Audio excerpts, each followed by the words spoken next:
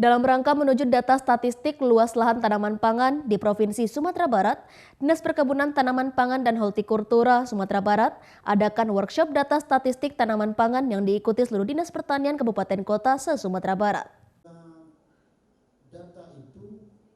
Dalam workshop data statistik tanaman pangan yang diadakan Dinas Perkebunan Tanaman Pangan dan Hortikultura Sumatera Barat, dihadiri Koordinator Data dan Informasi Dirjen Perkebunan dari Kementerian Pertanian, Luki Lukmana, yang dibuka langsung oleh Sekretaris Dinas Perkebunan Tanaman Pangan dan Hortikultura Sumatera Barat, Ferdinand Asmen.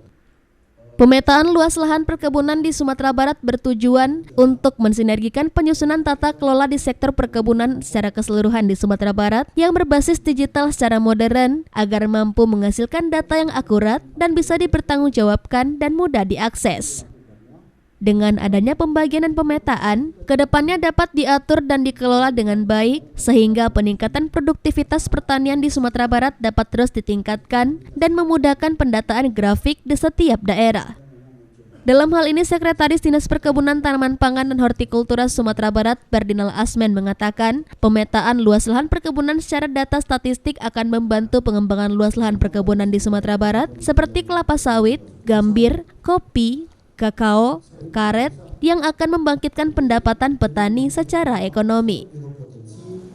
Luar biasa mengancam kegagalan usaha perkebunan di Sumatera Barat karena ragam konflik yang terjadi. Nah, itu juga kita tentu berharap beragam konflik yang potensial terjadi akibat pengembangan sebuah komoditi perkebunan sudah menjadi bahagian dari statistik perkebunan yang perlu jadi catatan. Secara umum,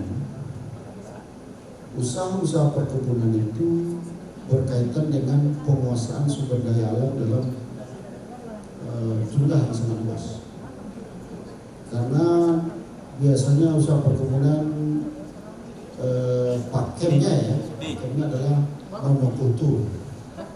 Monokultur itu implikasinya adalah membutuhkan sumber daya yang lebih banyak, lebih luas. Dari Padang, Sumatera Barat, Tim Liputan iNews melaporkan.